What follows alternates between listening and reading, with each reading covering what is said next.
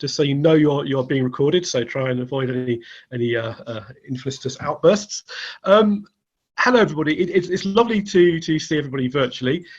This is the third of our Belief in the Northeast lectures. This is our community archaeology project being funded by the Lottery Heritage Fund.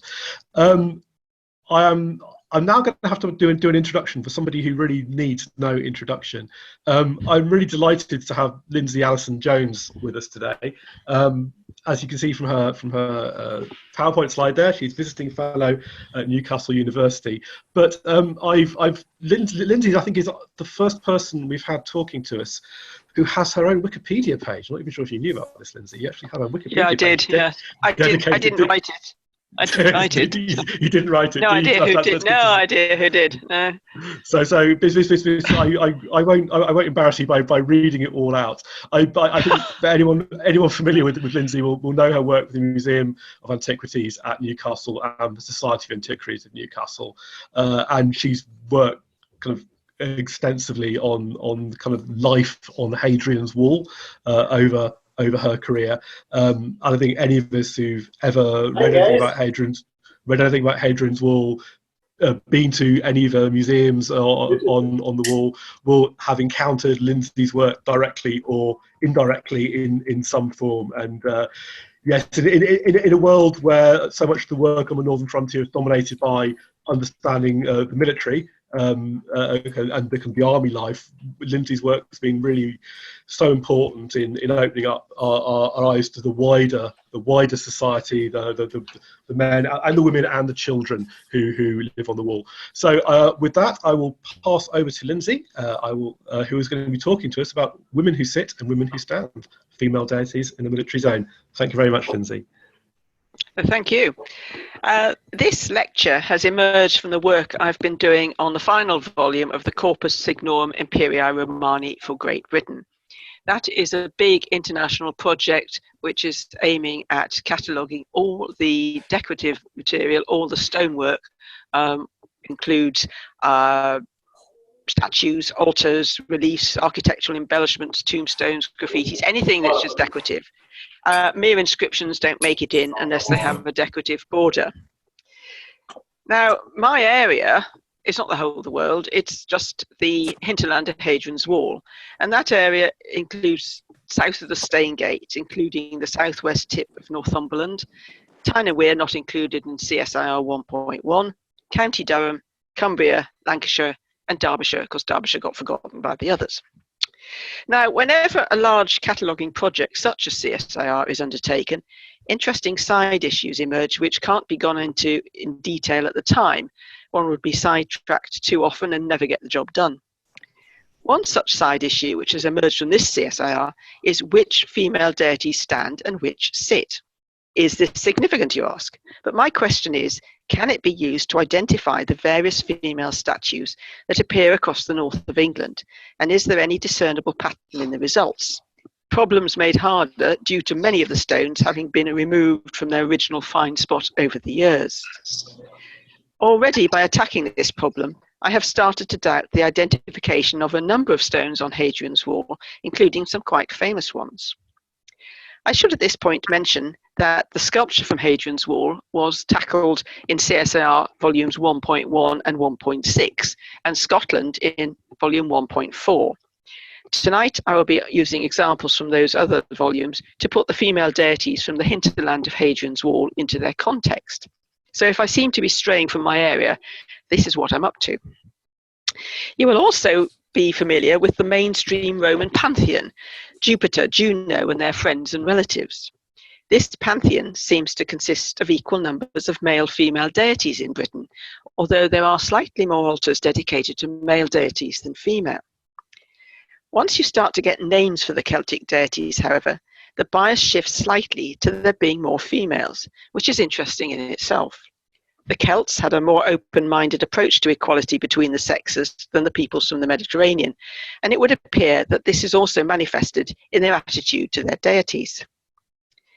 In the military zone of Britain, by which I mean Hadrian's Wall, the Antonine Wall and their hinterlands, there are more male deities if you just count the Roman Pantheon, plus the Eastern deities that came over during the Empire, that is, deities brought from the Mediterranean, and the exotica such as Mithras from the East.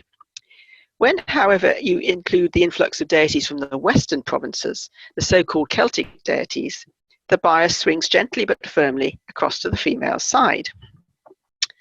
A number of Celtic female deities appear only once in Britain, and often only by name on an inscription.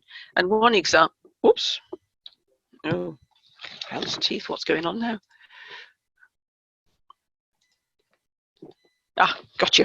I don't know what happened there. Here we have Sidata. This is the only altar known to this particular goddess in the Roman world, and it was found in 1835 in Beltingham churchyard in Northumberland, but is thought to have come from Vindolanda. Not only do we have no idea what Sidata looked like or what her attributes were, we know nothing about what sort of deity she was, which aspects of human life she was thought to have influence over. All we know is that she was worshipped by the assembly of the Texta Verdi. Now, assembly is the translation given for the word curia in Roman inscriptions in Britain, and it may mean a tribe or the governing body of a tribe. If you look up the Texta Verdi on Google, however, you are told that they were, and I quote, a group of ancient Britons whose name appears in the South Tyne Valley, that is, on this altar and only on this altar, who, and they go on saying, may have been a sub-tribe of the Brigantes or an independent tribe with their capital at Beltingham. Now, none of this circular argument is provable, nor in the case of their capital being at Beltingham even likely. The Texta Verdi are as obscure as the goddess they set up an altar to, and we cannot discount the idea that they and their goddess could have come from anywhere in Europe, in the same way as the tribesmen of Twente brought their deities, their female deities, Beda and Fimelina, from Germany. We only know of this latter group in Britain through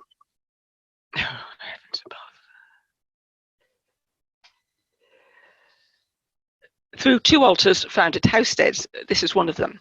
And these altars sportingly let us know that the worshippers, and presumably their deities, were Germans, the area of Twente being probably, but not certainly, the province of Overijssel in Holland. Another example of a goddess known only once from an altar is Garm and Garbis. This altar excited much interest when it was found at Lanchester in 1893, and much has been written about it, but all that has been concluded is that the name of the goddess is Germanic, and that might be because the altar was dedicated by a detachment of Swabians. I don't know whether you can see Swabia just down there, who hailed from the Elbe River area of Germany and part of modern Czechoslovakia. We know nothing else about Garm and Garbis, except whoever worshipped it obviously had quite a lot of money. This is a big altar with a lot of decoration on it. We have a bit more information about the goddess Epona. She was a Celtic horse goddess, but it is not clear if she was a Gallic deity imported into Britain by Gallic troops, or was a name given to an existing native British deity when giving deities written names became fashionable. An argument against the first hypothesis may be that there seems to be little correlation between forts in Roman Britain with known Gallic garrisons and examples of Epona statuary, although there is a clearer correlation on the Rhine and Danube frontiers. There are two altars dedicated to Epona at British fort sites, one on Hadrian's Wall from Carvowen, which is sadly now missing, and a second also dedicated to Mars, Minerva, the goddesses of the parade ground, Hercules and victory, by the splendid centurion Marcus Crocus Firmus, who erected at least 4 altars at Auchendrave on the Antonine Wall. The number of deities covered by his religious fervour is 12, including Roman and Celtic deities, as well as aspects of the emperor's divinity. I like to think of this chap as clearly a man who liked to cover all bases and get his money's worth out of each inscription. There are 2 depictions from Maryport which appear to depict Epona. Firstly, there is this pedestal or column base which shows Epona mounted squarely sideways rather than side saddle. She always reminds me of the wife of Bath as she sits there on her horse. Her arms curved down to her lap, and these may have held an attribute such as a basket, though it's not very clear. At the top, an hexagonal column emerges from the top of the stone, and this has a rectangular sunken area or socket in the centre, which is rather shallow, so its purpose is not very clear. This is usually considered to be the only complete representation of Epona in the province, but also from Maryport there is a relief of a horse and rider. This figure is very flat against a roughly punch-dressed background within a roughly rectangular panel and was clearly never finished. The horse's right leg is raised as if high-stepping and is foreshortened to fit in the panel. Very shallow lines indicate the reins and leather straps across the nose there. It's not clear if the rider is astride the horse or sitting on it sideways, as only one leg and foot are outlined. And it is not very clear also if this leg goes right up here, if this is a knee, or whether this is damage to the stone. The rider's head is facing out to the audience and has remarkably large ears. There are no facial features left and don't really give the impression they ever had any. The hair seems to be a line of curls across the forehead and down to the ears on both sides. Now note this hairstyle, as we're going to encounter it several times later. This bit here may be a cloak billowing out behind the horse, or we're not quite sure what that is. Now this has been variously identified as a relief of Epona or part of a cavalryman's tombstone.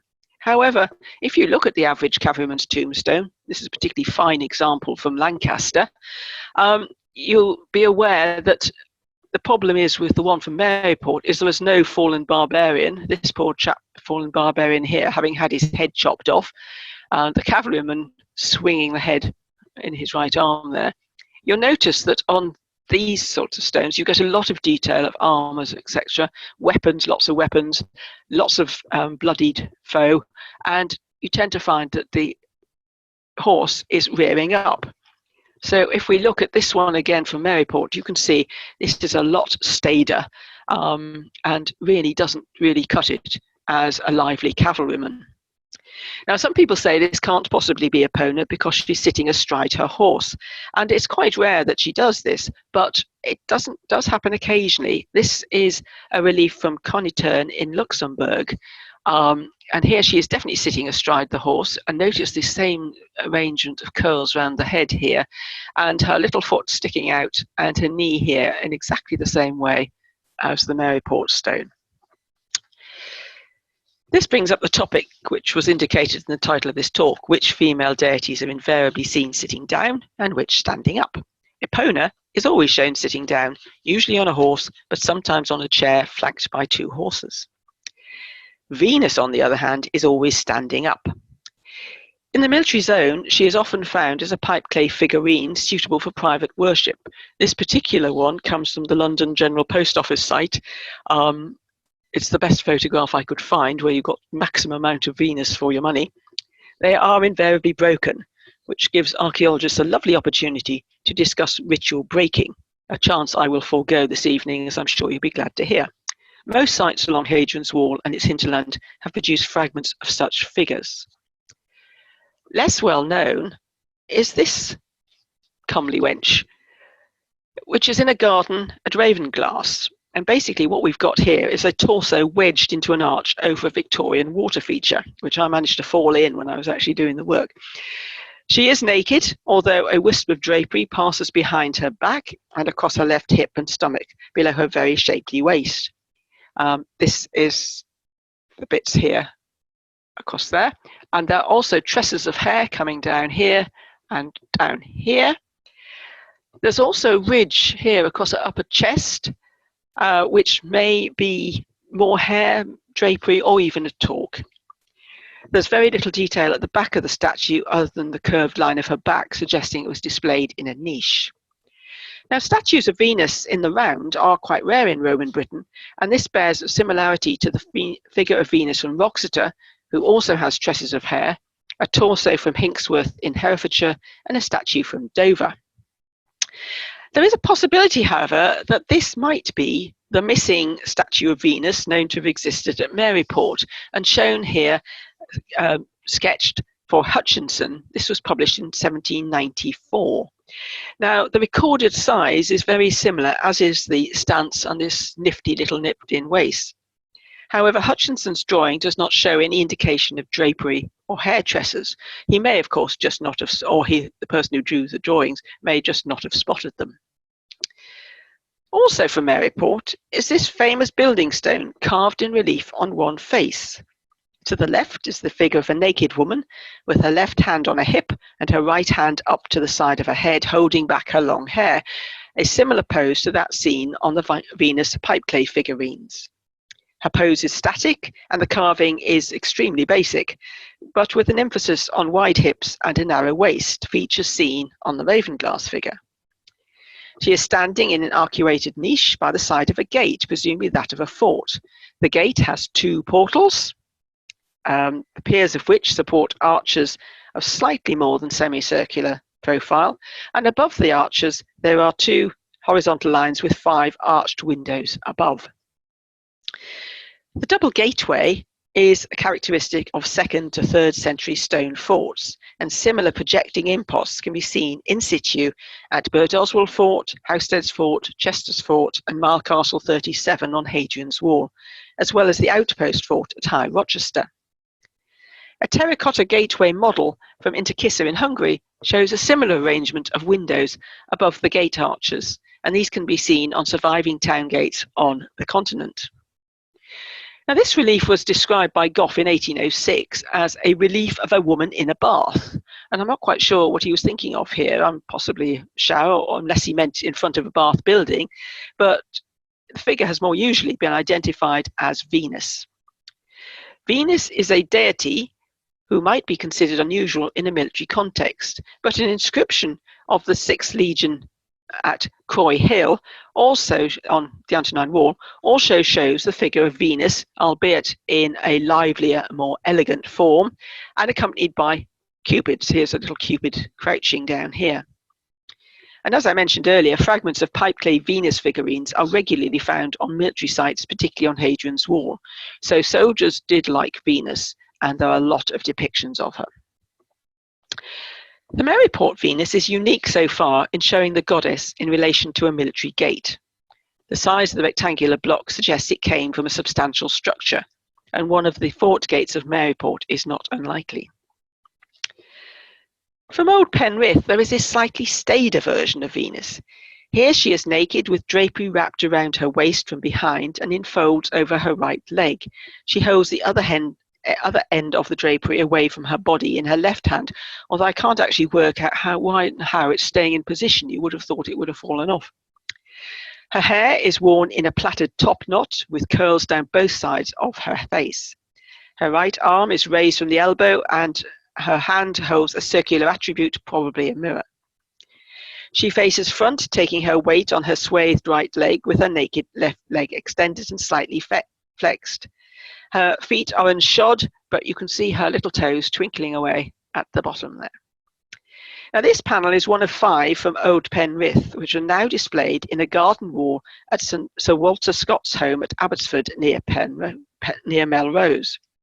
How they got there and why is too long a story to relate now. You will have to wait until the corpus is published.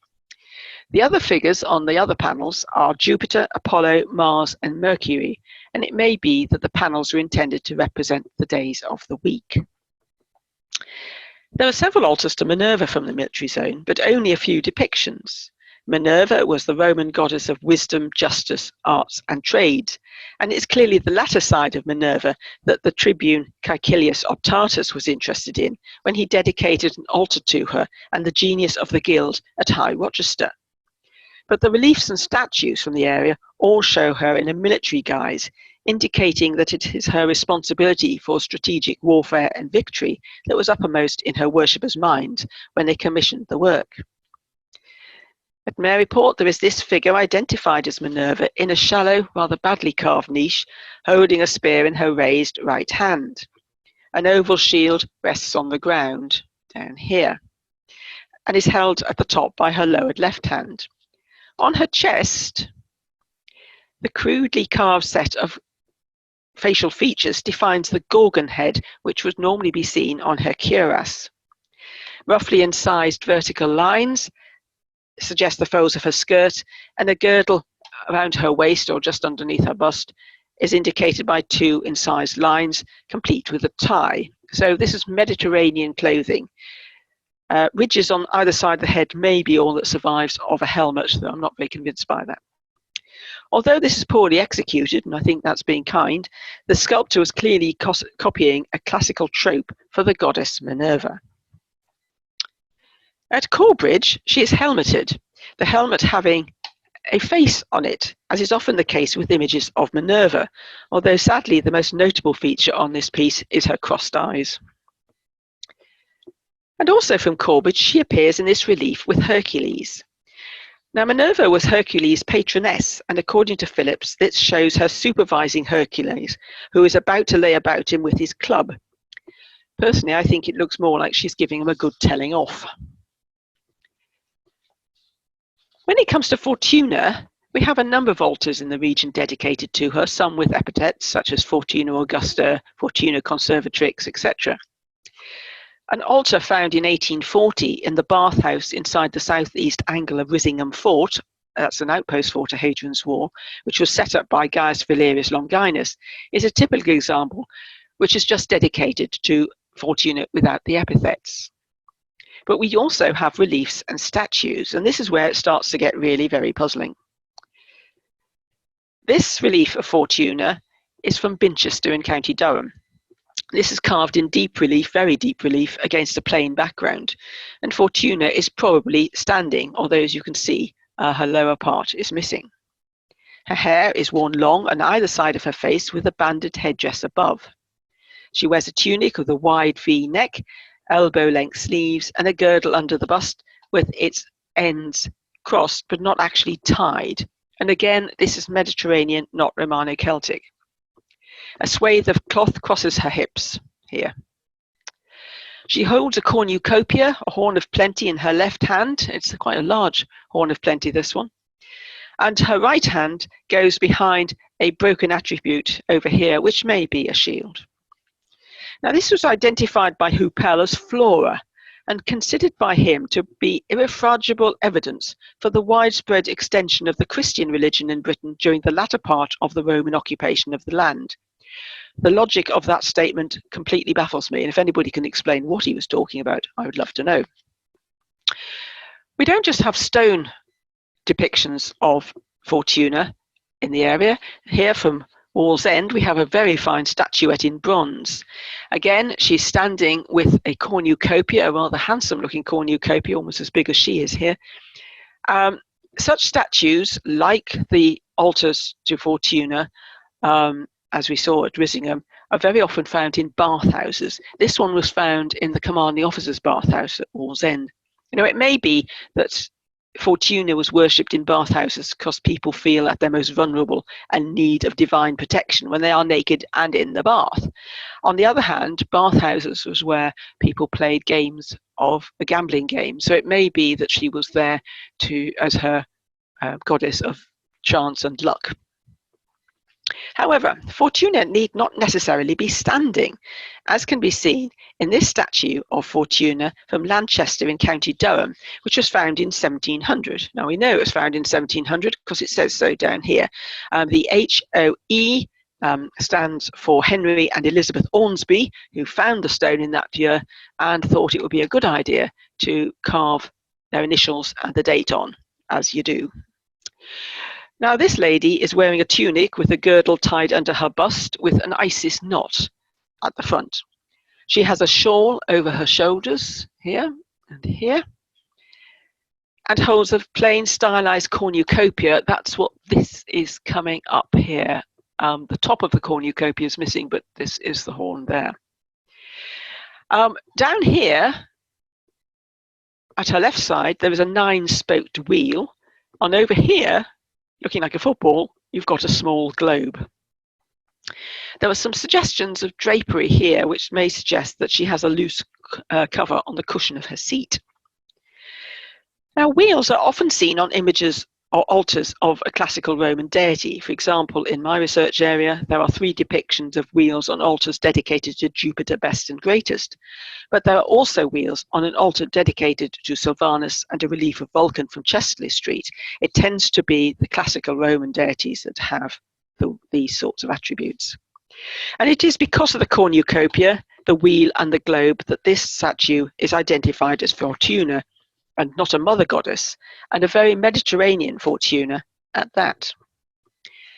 At Newcastle, and I apologise for this photograph, we have a more British depiction of a standing Fortuna with a cornucopia looking a bit like a spatula, pouring a libation on a rather round-looking altar.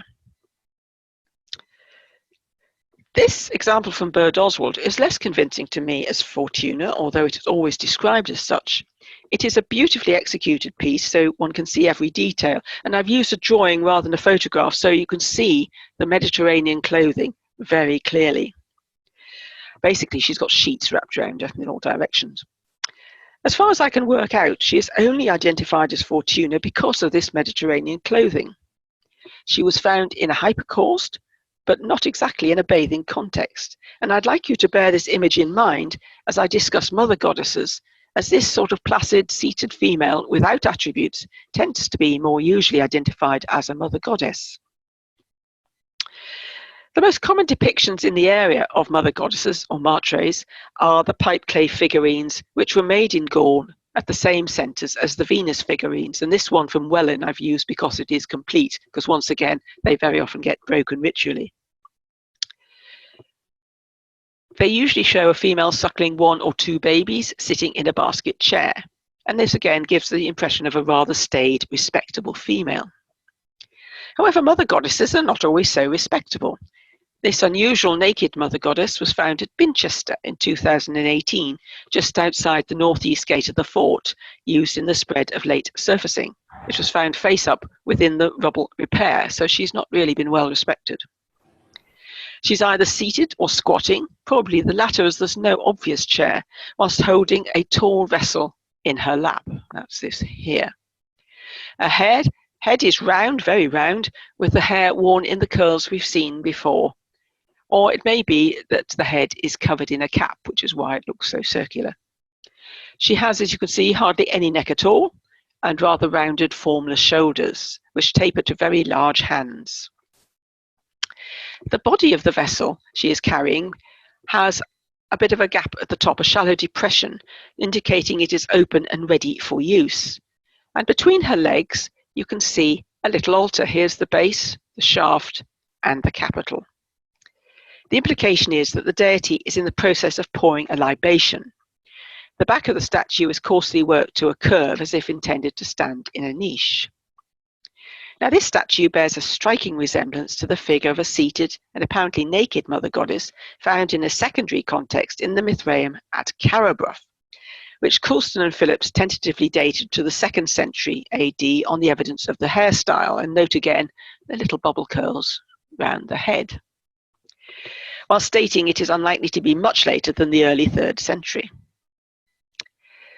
The Cariboff mother goddess is somewhat smaller than the Binchester figure, has a much larger vessel in proportion to her body, and doesn't have an altar, except when she was found, she was perched on this uninscribed altar below. This sad little mother goddess is very battered and may be seated or standing. It is set into the south outer wall of the chancel of St Cuthbert's Church at Dufton in Cumbria. What can just be seen is a small stylized form of a human figure set into a hollow niche with a curved arch. The figure has a round object, possibly a basket, just here, held at its left side in a position which suggests the figure is seated. The face is skeletal, but that is due to water damage rather than artistic interpretation. The top of the head is domed, indicating the wearing of a cap or bonnet. The figure's legs are rather stick-like, sticking down here. The feet are missing, but seem to have protruded out from the frame. Now, this appears to be a mother goddess wearing a large round cap similar to that worn by the women of the Ubi in Lower Germany. The goddess of that area, Nealinia, is shown on altars at Domburg wearing a similar bonnet, But you can also see a similar bonnet to this on the head of a statue from the Antonine Wall, possibly from Birrens. We see here a very similar bonnet. We have no idea what sort of female this was, whether it's a human being, whether it's a deity, what it is. She is just wearing a Germanic bonnet. In the central and western sectors of Hadrian's Wall, the martres are usually depicted in groups of 3, as here at Housesteads. This is 3 goddesses in one great block. Or sometimes there are individual statues of seated mothers, invariably in groups of 3. And here we have the famous 18th century drawing of Housesteads by Stukely. And I point out here, looking a bit like a coconut shy, 3 individual mother goddesses missing their heads. Their heads are at the Great North Museum, as are indeed these, but unfortunately it's impossible to tell which head goes with which body. Fortuna, on the other hand, is usually shown as a solitary standing figure in the west and the central sector. In the eastern part of our area, however, the mother goddesses more commonly appear as individual seated females without obvious companions. The presence of a cornucopia with some individual seated females in this sector, however, suggests that they should be identified as Fortuna and not as mother goddesses. So here we have a geographic variation. Fortunas in the west and the centre of our region usually, if not always, stand, whilst those in the east tend to sit. Now, does this help us when we don't have much of the female left? Let's have a go at a few of them and see what you think. This is Maryport for Maryport, and it's a very basic carving of a seated female figure. I mean, it's so basic, I think Picasso would have been quite proud of that one. The stone is stepped to suggest a lap with widely incised lines indicating drapery. The chair is merely an outline. The figure's splayed hands can be seen on either side of her hips. Her right hand here is resting on the arm of the chair. You can see the fingers there. Whilst on this side, they seem to be grasping this thing which is coming, coming up here, which is, I think, a cornucopia, implying this is a Fortuna rather than a mother goddess, as it's usually referred to. Very tiny feet project here outside the hemline. There's been no attempt to model the sides or the back. Now, this has been described by Phillips as little more than an angular step block of stone in the front of which the figure has been incised. Although none of the comparable depictions of either the martres or Fortuna are as sketchy as this example, 2 statues from Bew Castle, some 55 kilometres to the north, are also stylistic in their mouldings. But I leave it to you. Is this a mother goddess? Is it Fortuna? Or is it in fact just an ordinary human being and this is her tombstone? This very unprepossessing lump of stone was found in the garden of Muncaster Castle, but presumably it came from Ravenglass in Cumbria, probably from the bathhouse. This, and you have to take my word for this, is the lower part of a figure, but it may not even be female. Drapery is indicated down the sides, this is the side, by vertical lines, but falls between the knees in a narrow cascade. An array of incised lines at the base under the bit under here suggests that this was placed above a niche, although this may be the result of later use. The back is rounded and undecorated as if it was displayed in a niche. This would appear to be part of a standing Fortuna, similar to those from Marlborough, Wiltshire, and from Kingscote, Gloucestershire. Another standing Fortuna from Llantwit Major and South Glamorgan has a slightly different arrangement of clothing, being more classical in style. The identification of this as a standing Fortuna would be more certain if there was any clear proof that the fragment originally came from the Ravenglass bathhouse. The situation is made more muddling by the fact that a relief of Brigantia from Birrens on the Antonine Wall and the statue of Juno from Corbridge on the Staingate all have a similar arrangement of drapery, as does the figure on an altar from Compton Dando in Somerset, which sadly is identified as the male deity Apollo. Now, this torso of possibly a mother goddess was found in the excavations of the Roman bridge at Pap Castle in Cumbria in 2014. It's a female figure wearing a round-necked garment, possibly with a slit down the front. I'm slightly going off that. There is no girdle under her small but well-defined breasts, implying she is wearing a Celtic tunic, but there is no indication of the brooches which usually hold such garments up. The fabric, roughly indicated by incised grooves, folds over her left arm to suggest she's wearing a shawl, and we've seen statues of females wearing that sort of shawls before. She's holding a round object here, which may be a mirror, maybe a patera, maybe fruit. At the back of the stone has been deliberately trimmed to a curve, suggesting the figure is sitting in a chair, which may confirm that this is a mother goddess rather than the tombstone of a woman. Also, that she is a lone deity. She's not part of a relief of three, although, as we've seen, seated individual mother goddesses can be seen at housesteads. But if you look at that carefully and then compare it with this example from Vindolanda, here we've got a woman sitting in a basket chair with a shawl over her shoulders. This one is holding attributes, a basket full of attributes, and notice the round one here. Slightly more of this lady, and she has really quite complicated dresses, layers of tunics below. This one comes from Mary Port, and this is tricky. The shawl here and the drapery is similar to the Pap Castle woman, and when I mentioned that the Fortuna from Ravenglass, Muncaster Castle, had cascades of folds between her knees, that's what I was talking about, that sort of thing there. This is very similar to the Pap Castle woman, but the back is flat in the manner of a tombstone rather than curved to fit into a niche or to indicate a chair. If the object in her hand here is a bird, then this may be a tombstone similar to one from Murrell Hill, Carlisle. It's a rather fuzzy picture, but here you can see a bird sitting on the woman's lap being played with by the child here. And again, we've got a slightly different arrangement of shawl, but you've got lines, folds coming over her shoulder.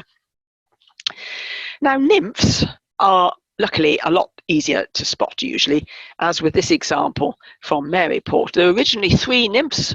Sadly, this one, you can just see her head, fell off at some stage.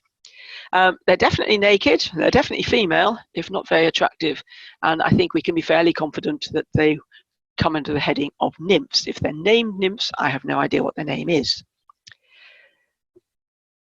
Copentina at Cariboff, however, is another matter. Coventina's well was excavated in the 19th century at Cariboff, and in the 19th and 20th century, Copentina was seen as a native British deity, even though all her worshippers who give their provenance in their dedication say they are German.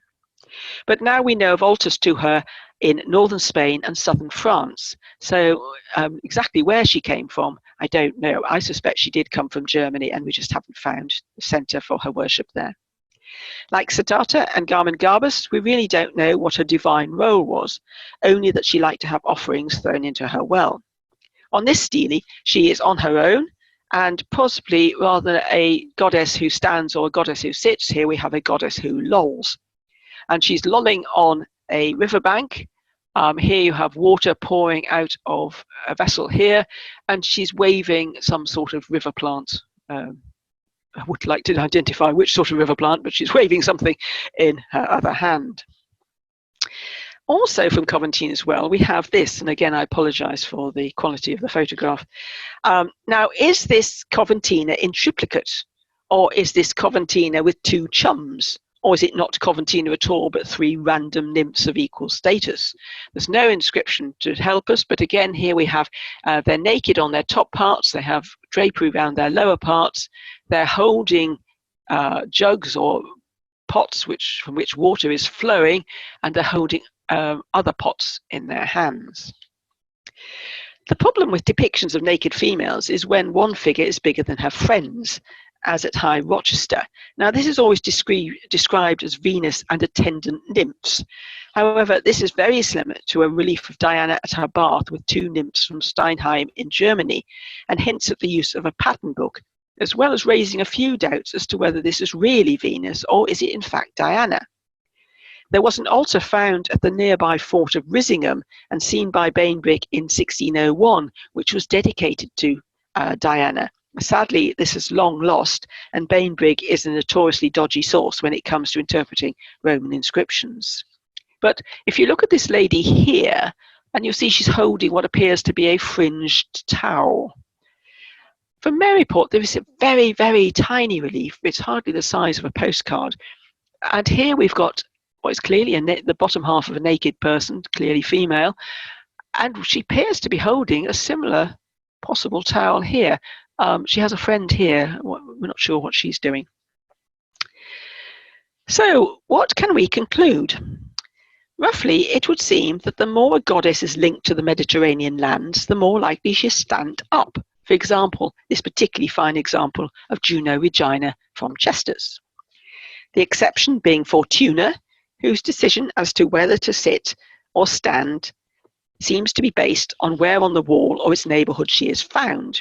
The further east she is, the more she tends to sit.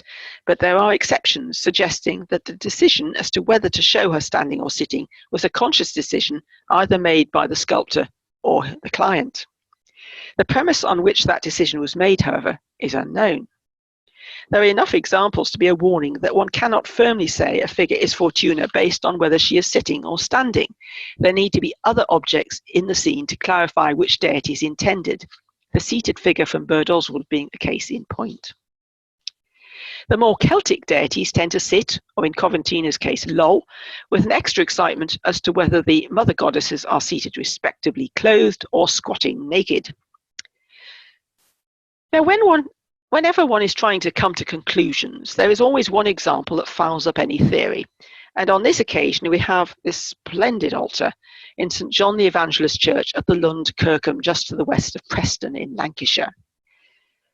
According to the records of the parish vestry in 1701, and I thank the church wardens for having found this for me, I think they were equally thrilled, it says, Matt Hall, church warden of Kirkham in 1688, set up a scandalous trough for a font in Lund. Now, wouldn't you just have been loved zooming in on that particular parish council meeting? Here you can see the lead font sitting in the top. They've chipped out, if there was a focus or not, they've chipped out the top.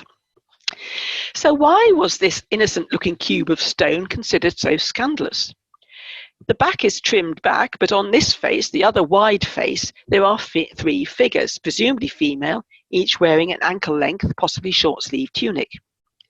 The four shortened figures, the height of their hemlines, and the placing of their hands, here, and here, suggests that they are seated. None of the hairstyles are clear enough to be identified, but the central figure and the one to the right appear to have their hair piled high on top of their head, leaving the neck clear. All three figures hold their hands in front of them, as if holding an attribute, and their feet are perched on a wavy rib resembling a tree bough and sloping off slightly to the right. I think it's supposed to be the ground surface. And so far, this looks perfectly respectable, if slightly reminiscent of three sparrows on a twig. It is on the narrow sides of the shaft that the tone lowers, as each shows three dancing female figures, possibly nymphs, each holding their hands above their heads. Their drapery flows as if windblown, and their lower legs are naked, and it is quite possible that their upper parts are naked as well. There is a space between the three main figures which could have held a painted inscription, but in its absence we can only guess who these women are. David Breeze identifies the more sedentary of the scenes as mother goddesses, and I don't think there was much to quibble about there. It is these dancing girls that cause the problems, and clearly caused the problems to the parish council in 1688. Their poses can be compared to the Maenads on the Milden Hall platter, and here we have in this Dionysic scene frolicking females, very similar to the ones at the Lund. But they also bear a slight resemblance to the three fates on a relief from Carn in Wiltshire. The figures on the Wiltshire example are more static than the females on the altar from the Lund, and are holding the symbols of the parquet or fates. The fates, as well as being depicted standing, can also be shown seated on continental altars such as from Alschenstadt in Germany, but there each figure is holding her usual attribute. Clotho is spinning, Atropos holds her scales, Rolachius has a scroll. Martin Hennig has pointed out that the parquet and the martres may have been occasionally assimilated into one deity, and cites in evidence the altar from Skinburness in Cumbria, and another from Carlisle. However, he also offers the suggestion that the 3 dancing figures on the Lund altar may represent the triple Hecate or the Charities, but this is less convincing, as the central column or Hecateon of Hecate is not included in either scene. The altar was found near the line of the Ribchester to Kirkham Road at Lund, and presumed to have come from the fort at Kirkham, though David Breeze thought we should not dismiss the possibility of a rural shrine too readily. But I'm still left with a question: a shrine to whom? Mother goddesses and frolicking nymphs do not usually appear on the same altar. When I was asked to take over the task of compiling the final British volume of CSIR, I was told there probably isn't much. As I come close to completion after 11 years, I can only laugh wryly at this remark, as there are about 500 stones which will be included in the volume, making it one of the largest in the series.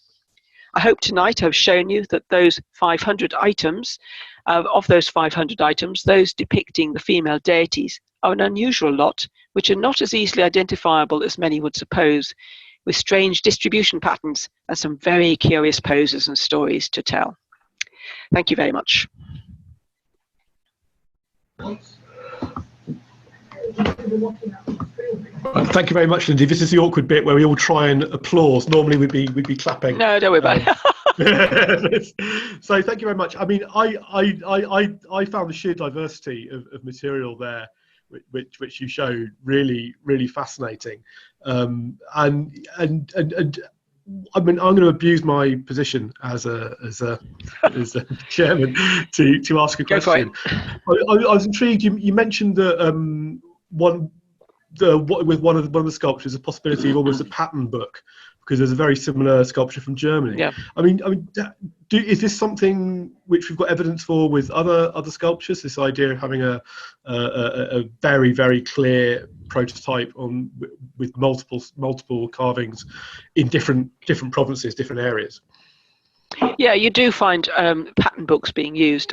Certainly, more in the Mediterranean area, deities tend to have very similar poses. They all have similar attributes, but that may not be part of the sculptor's job. But you do get a very common view of what these people look like. And I must confess, the High Rochester stone has got me somewhat concerned, because it does have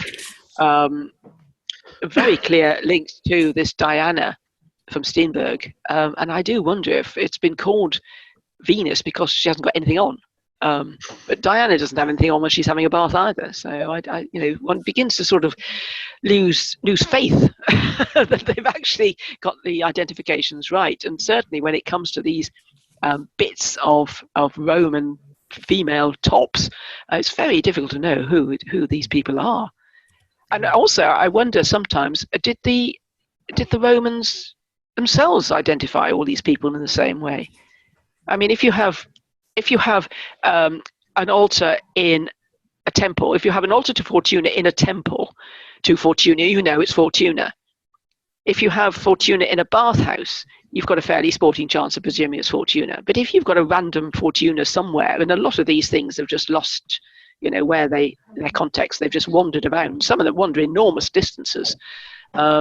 I've had to trot around from St Albans right the way up to Melrose to try and track these down. I just begin to wonder sometimes if the Romans actually, when they looked at a piece of sculpture, were all thinking, "Oh, that's Fortuna, that's a mother goddess," or not. Thing is, it's like art and the masters. The expert makes those decisions. So yeah. It's probably up to you who they represent now.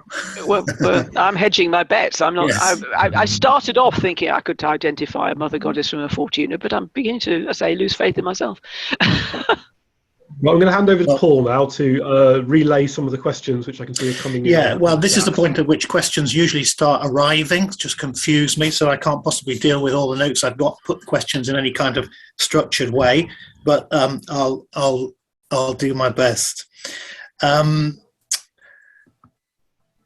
I think I'll start by doing what I usually do, because I love changing the subject from, as everybody here will know, from Roman to Neolithic. And I was interested when you were making the observation about ritual breaking of statuettes, which is something that's recognised very much in Neolithic times, some smashing of axes on ritual sites and things like that. In the Roman world, what's the thinking behind deliberately breaking statues and other things? Well, I think the jury's out, basically. I mean, certainly you find that the pipe clay statuettes tend to be broken, but of course that may be because pipe clay is quite fragile stuff. And they do tend to break across the neck, which of course, again, is the bit that's going to go first because it's the narrowest part. I mean, you do find things in ritual contexts that have been deliberately broken. I mean, glass bangles, for example, seem to have been deliberately broken. But it's a lecture in itself, that one, really. Yeah. I think I'd like to hear that one. But again, you see, one of the things we say when we come to the discussion at the end of most of the talks that we've had, we one of the things I'm most interested in as well from this whole project is how we can see things that across the divides between conventional different silos. You know, so we can see similar things happening in, for example, the Neolithic as we can see in Roman times, and whether there are certain basic ideas underlying a lot of that. So it might be completely different, but on the other hand, there might be something similar going on. A couple of questions relating to Sheila Nagig's and asking the question whether there's any link, whether you think there's any link between Roman or Romana British goddesses and Sheila Nagig's. That is quite a tricky one. I think in the more Celtic fringe areas, there may well be, but I'm not sure there's a direct route, so to speak. I mean, most of the sculpture that I'm dealing with, some of which is really rammy, ropey stuff. I mean, doesn't get brownie points at all for points for trying, but that's about it. They're not good. They're not good at human forms. They're certainly not good at female human forms. But they have an idea of what they're supposed to be doing, which seems to link back to Mediterranean, the classical Pantheon type forms, and they are doing their best, but not always managing to achieve it. And I noticed that somebody's just stepped up. Copentina, is she a nymph or a goddess? She is supposed to be a goddess, but she is also referred to as a nymph. And there is a very fine line between what is a nymph and what is a goddess. There is probably a very fine line between what is a nymph, a goddess, and a she and a gig when push comes to shove. And it may well be that later on, people may have seen depictions of naked female statues in the Romani Celtic tradition and adopted them as their own and developed their own style of because the trouble is with any of these sculptures is that individuals are going to invest their own ideas, their own religious belief onto these figures. You get synchronicity where you've got a known named Roman deity such as Mars, and they sort of get hyphenated with a Celtic deities like Mars Condates or somebody like that. Anybody coming from Rome itself or from Italy or the Mediterranean is going to see this figure very much as Mars. But the locals in Britain may say, oh, that's Condates. Now, it is likely that those two deities had basically the same sort of responsibilities, which is why they've been hyphenated. But each individual person will look at these particular or have paid for these particular sculptures with very different views. In the same way as people who go to church today, they don't all go with quite the same belief systems in them. They all sit through on a Sunday or whatever and look as if they're all thinking, literally sing along the same song sheet, but not necessarily. I think when you're talking about religious beliefs, you're in a very it's quite a foggy area, if you see what I mean. And some of these deities, some of these sculptures, as you've seen, are so stylistic that you could invest it with any name belief. So I mean, I'm thinking particularly of the stepped deity, the Picasso one from Maryport, which is the weirdest thing when you look at it. But the whole that to my mind is when it gets interesting, when Romano British, for want of a better term, religion gets interesting, when you've got this combination of the two. And I wonder whether do you think that the Celtic goddesses, what we know of them, was there much of in Britain? Was there much evidence of them being depicted in any anthropomorphic form prior to Roman influence? Is the idea of anthropomorphic gods very much kind of a Roman thing? So what you're seeing is Celtic ideas merging with Roman tradition a bit? This is one of those things where as soon as you say no, you find that somebody finds something. I mean, there are some bits of wood down south in boggy bits of Somerset and places like that, which may be pre-Roman anthropomorphic depictions, but none of the stone depictions seem to be Roman. And the one group of things that everybody always used to think was pre-Roman Celtic stuff were the Celtic heads. Yes. But actually, the work we've been doing over the last few years, you can't really pin any down that have come from solid pre-Roman context. And certainly in this neck of the woods, they tend, if they're found in a context, they are found in a Roman context. I'm thinking of one which is actually carved on Sowing Shields Mile Castle. You can't get much more Roman than that. And the several have been found along the line of Hadrian's Wall, which clearly are not wandering loose very far. I suspect that Celtic heads is a tradition which has come into Britain with the troops from Germany or from France, where we know that there was pre-Roman belief in the head, and you do get pre-Roman stone carvings of the head. The thing about all these stones is they are all carved from the local stone. The mother goddess, in inverted commas, from Maryport, which is the stepped one, that is carved in that pink sandstone which comes from the Maryport area.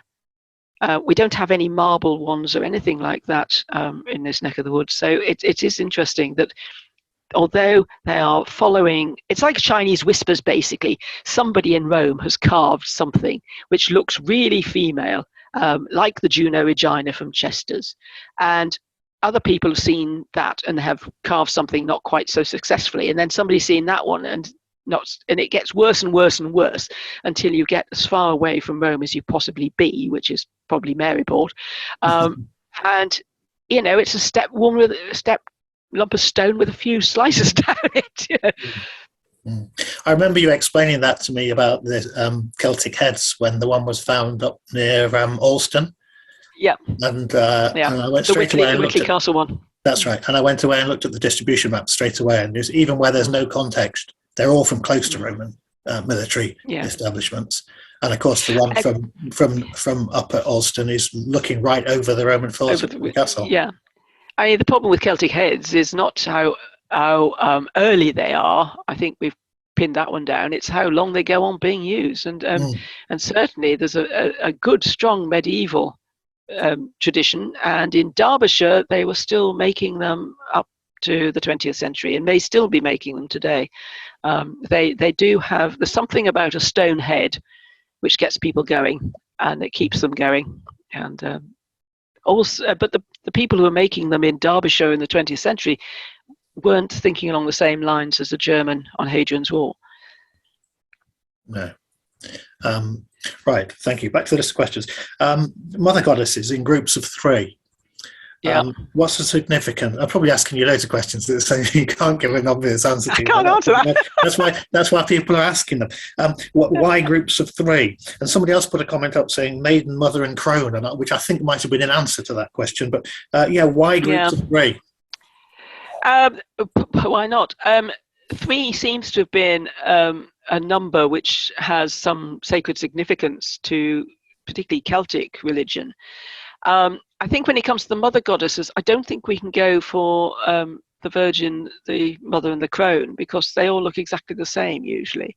And certainly there's a very fine relief, well, I suppose you call it a statue, of 3 mother goddesses sitting on a sofa from Cirencester, with some very unruly children climbing up all over them. And it looks more like the mother and toddler group from Cirencester in the 2nd century AD. There is no age difference between these people at all. It may be that there is that slight sense of the 3 being important because there is that idea of the Virgin, the Mother, and the Crone. But that doesn't seem to work with the mother goddesses in the military zone of Roman Britain. Okay. Copentina. Oh, yeah. Nymph or goddess. It's a lolling She's goddess, both. my kind of goddess. That's not me saying that. That's a comment that's there, but I quite like it. But also on Copentina, you said, I think you said, that you think that she's come from Germany, and we haven't found the evidence yet. Why do you think that she couldn't have been some kind of native or representing some kind of? Again, we're always looking for something coming from somewhere else. But why? Yeah. Which is probably perfectly reasonable. But why can't some of these what become deities in Roman time be some kind of personification of some, I don't know what the right word is to use, spirit or idea that was already in the place? That is quite possible. The reason why I think she came from Germany is on the little altars that were found in the well, those worshippers who say where they come from all say they come from Germany. Also, when you actually look at the excavation of the well, which was in 1875, so it wasn't exactly done under modern techniques, it appears that it's not really a well. I think the idea of a well suggests it's a dirty great hole in the ground. It is quite a shallow thing, and it basically starts off as a wall round some streams. Some streams are bubbling up from the ground, and when they're trying to build the vallum, this is creating a really boggy patch. And they see it. My idea is that the first wall that goes round the well is basically a plumbing device to control the water. So it bubbles up and then it's conduited out in an area where you can see where it's going, and it's not being a problem for trying to get the vallum through. There is no fort at Cariboff at this time. And you can see that if you look at the map, the plan, you can see that the inner wall, the well wall, butts up to the south bank of the vallum. When they build the bigger wall round it to create a sort of temenos, that goes over where the vallum was, because they'd have to fill in the vallum when they built the fort. Now, I don't know if any of you have ever read Terry Pratchett's book, Small Gods, but the basis of that is that does a deity exist if nobody believes in them anymore? And in the same way, I can't believe that the original well, the stone wall going round these streams, would have had much religious significance if there's no fort next to it to have any worshippers to give it any significance. It's only once you get the fort there that it becomes religious. When they build the outer wall, they create a Romano-Celtic temple appearance, and they start hoying things into the well. So that's a rather rambling way of saying, they may, when they turned up, they may have said, why is there a wall round that soggy spot? And somebody said, oh, well, that's where the local deity resides, and they've called it Copentina. But I think it's a bit weird that you then have started in the last few years to find substantial altars down in south of France and northern Spain, because the stele that makes her look a bit like a prawn cocktail, where she's lolling on the riverbank, that is the only decent sized, real fancy piece of stonework from that well. All the altars are really very small things indeed, about a foot high. Sure. The ones from south France and northern Spain are big and far fancier. Okay. So, I think that means I don't know. no one knows. That's the whole basis of this project, is that nobody knows. There's a question about Iron Age people, gods, goddesses.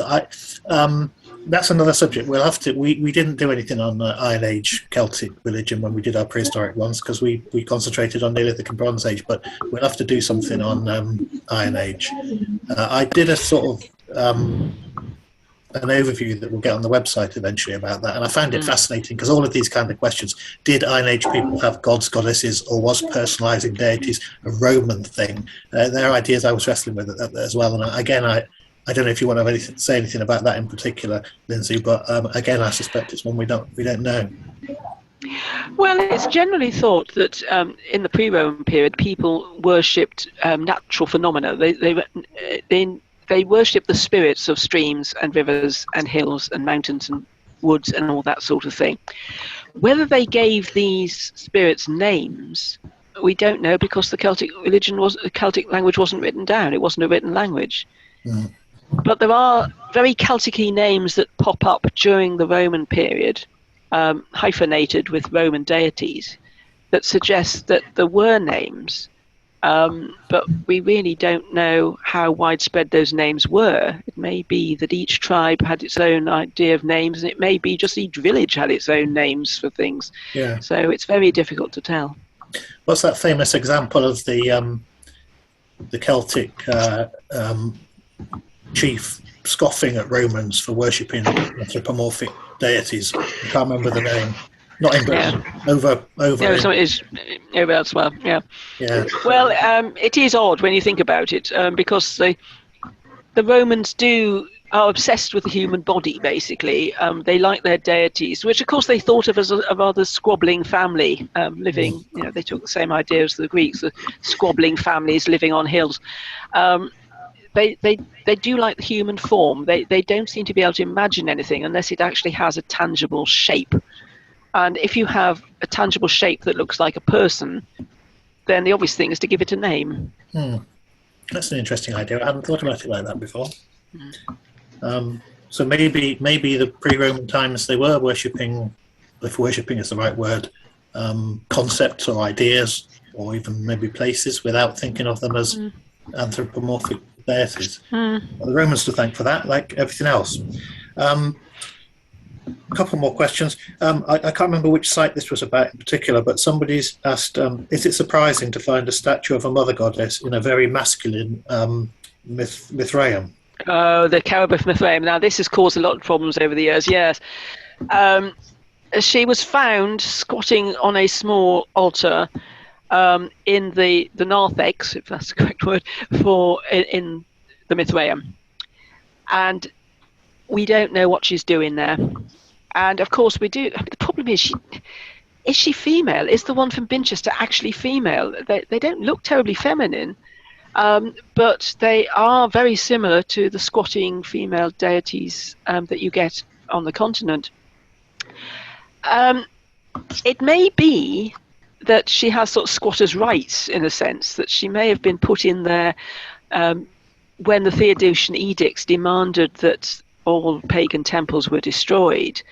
I get the impression at Cariboff this was slightly half-hearted, and certainly Copentina as well has a sculpture to Minerva in there, and one gets the impression that the commanding officer at Cariboff, having been told he's got to close down all these pagan temples, actually tipped everybody the wink that this was going to happen, but not today, it was happen tomorrow, to give them time to put things to safety, which is why all the Copentina as well stuff is down the well, but other deities have got in there as well. And I just wondered if the mother goddess had sort of wandered in at that point for security. Because Mithras was not an equal opportunities deity. He was not females could not be members of the cult of Mithras.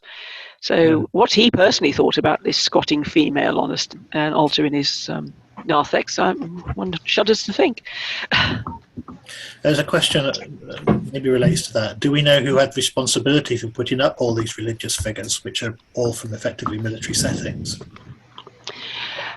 Well, some of them seem to be, the ones we've got inscriptions, we've got the names of the individuals. I mean, the one good thing about the Roman period is it's the first time when you've got names of human beings, so you know who's doing what. Blame and praise can be apportioned carefully. And certainly a lot of them have got names of real people, which is why I think Copentina came from Germany, because they all say they're German. There's a range of people. I mean, the bigger the altar, or the fancier the depiction, the more likely it is to be an officer. But some of the small altars, such as the ones in Copentina as well, were dedicated by ordinary squaddies. And women as well. You don't get quite so many dedications clearly from women. You do get them, but it seems to have been something. If you had a family, it was the father's job to do the dedicating, and clearly the father's job to pay up for the dedicating.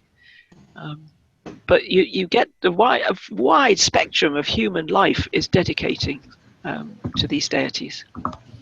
And sometimes it's interesting to see that sometimes officers from Rome are slightly superstitious, don't want to offend the local deity, and you find them dedicating to the local deity. I mean, the completely mad Marcus Coccus Firmus at Occam Davy is dedicating to the spirit of the emperor. He's dedicating to Roman deities. He's dedicating to Celtic deities. I mean, the man's mad as a hatter, and stroppy with it. So, you know, he obviously just was nervous about upsetting anybody. Sure. And which is why you get the genius of this place. You know, people don't know who the local spirit or god is, so they're dedicating to the genius of this place to make sure that all bets are covered. Which conceivably, possibly, could relate back to what we're saying was the way things worked before. The specialness of place, deities and spirits in places. Perhaps. A couple of specific questions. The location of the carvings of the two nymphs, what was the location of that? Do you remember the question just said, what's the location of the carving of the two nymphs? Yeah, is this the two nymphs from Maryport, where there was a third one whose only his head died? Yes. We don't know. It was somewhere at Maryport. We don't know whereabouts. The problem with Maryport is that a lot of the stones were recovered in the Elizabethan period. The Stenhouse collection is one of the earliest private collections still to survive in Britain, and they didn't tend to take notes. That, you know, if somebody came across a lump of stone, they just carted it off to the Stenhouse family, and they displayed them about the garden like garden gnomes. So we don't always have much in the way of indications. Occasionally things like the serpent stone, we've got a spot for it. And of course in the recent excavations we've discovered a great deal more about why they were where they were. But with most of them, sadly, we're nothing at all. It's very sad. No. And another question, how can we tell whether these sites are publicly accessible? I guess maybe we have to wait for publication for that, do we? Yes, I mean, basically, in the publication, I will say where these stones are now. There is a section for location. If it's in a museum, I will give the museum accession number. If it's in a church, I will give the name of the church. But if it's in private hands, I will just say it's in private hands. So I mean, Lindsay, just for people who are interested in seeing some of this material, where are the best places to go and see it? Obviously, Newcastle, the museum in Newcastle. Yeah, the Great North Museum, any of the museums along Hadrian's Wall, but certainly Maryport, as I say, is probably not so well known as a lot of places, and it's got a wonderful selection of sculpture. Really has got a fantastic, very high proportion of the whole of the volume is from Maryport, largely because of the Senhouses, that they just kept everything. And I mean, the fort itself was what you might call filleted. When they were building the modern town of Maryport, they just dug up stones from the fort. But as they were digging up stones from the fort, if they came across anything interesting, the local landowner, the Senhouses, would demand it was delivered to them. And so this is why there's just an amazing collection of stuff. I remember going there when it was all in a barn. Yeah, that's right. At Netherhall. 30 years ago now. Yeah. Yeah, no, it's nicely displayed now, yes. I think that's covered. I hope I haven't missed anything out, crucial question that anybody's asked. I think that's covered most of the points. I was just going to end by going back to where you started, and Sidata at Beltingham. Oh, yes. Because I was so pleased that you started there, because I just think Beltingham is such an extraordinary place. I don't know how many other people here tonight know it, but fabulous church. And the yew tree, fabulous old yew trees, which themselves are centuries old. Yeah.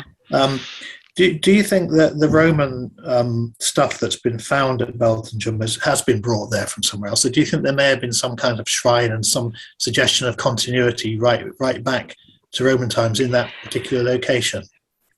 I've always thought there's a 9-Age hill fort there. I just haven't actually pinned it down yet. Yeah. It's very close to Vindolanda. One is a bit nervous that it. I don't see Beltingham as being the centre of the universe for a tribe. I mean, that I think is pushing their luck a bit. No, but could it have been sorry. There could have been a shrine. That's what I was getting at. A shrine of some kind linked to Vindolanda. Yeah, but I think if it was a shrine, it seems, although it's close to Vindolanda, it seems to be a bit of a hike. It's not on the main road. You'd have to make a particular effort to get there, and I think you'd only make a particular effort to get there if there was a reason for the shrine being specifically there. I think our biggest problem with this sort of thing is when you find these sculptures in churches. It always fascinates me that, particularly in the 18th century and in the 19th century, vicars, having been classically trained, did like to have a Roman altar. And they're quite happy to put these pagan altars into their Christian churches. And there was, you also have the problem of stately homes having these things as well. Yeah. For some reason, whenever they went to stay with somebody or went for dinner, instead of taking a box of artefact mints and a bottle of good wine, they took a dirty grey altar. I mean, I've been chasing some of these around all over Britain. And some of them are big. It would have needed quite a few hefty chaps to shift them along, which means that if you find anything in a church, you sit there thinking, is this a vicar? Is this a vicar that's brought something in here? Yeah. But there are places, aren't there? Like I'm thinking of up in Teesdale, where you've got shrines in the middle of nowhere, within maybe a couple of miles of forts. Yeah. With altars. Well, the Shrine of Atonus is an obvious one. I can't remember the name. The altar, which was set up because an officer had shot a particularly fine boar. In Weardale. He seems to have set that up where he hit the boar. Yes. There doesn't seem to have been a shrine. He just made some poor souls stagger up there with this dirty great lump of stone and set it up there. But yes, I mean, you do find them. But when you get something like the Shrine of Atonus, it's quite close to the road. Right. They don't like walking far. Even the very complicated situation at Yardhope on the Otterburn military site, that is a hike. That is a hike from the road. It overlooks the road, but that is in the middle of nowhere now, and it always has been in the middle of nowhere. But it seems to have been a particularly liminal spot, and it may well be that that's what's happening at Beltingham, and that Sidata is a Celtic deity who's has survived from the Iron Age. I just don't know. Oh well, it's not a very fancy altar, but it does have a very classical laurel wreathy thing on one side. So it's a very Roman altar. There's nothing very Celtic about that. And the whole idea of having a stone altar in the first place is something which the Romans introduced. It's not something anybody does before. Yeah, I could say why to that, but that would be another question that would take another half an hour to answer. Someone's just put in an interesting comment there. Beltingham is amazing. Working with the yew tree there. Yes, it is a magical place. And I want to know how old that yew tree is. So if you're working with it, please work out how old it is, preferably without chopping it down to count the rings. Yew trees. But I do think that often we see yew trees in places, and we tend to, as archaeologists, because we look at things and not trees, we tend to sometimes dismiss them, but we know that they can be many centuries old. So I do wonder whether those trees, that particularly the old tree at Beltingham, is as old, even possibly as as the Roman altar. It's possible, I think. Yeah, I think yew trees were often planted in churchyards in the medieval period to keep out evil spirits, weren't they? Yeah, but in many cases, the yew trees are demonstrably older than the churches, or at least the medieval churches. So it's fascinating. There's another whole series of lectures there, David. Sacred trees. Well, I think we better let Lindsay go. She's given immense value for money there. Thank you very much, Lindsay. I think the questions you're getting shows how engaged people were. So just a reminder that next week I'm going to have to introduce myself because I'm giving a talk.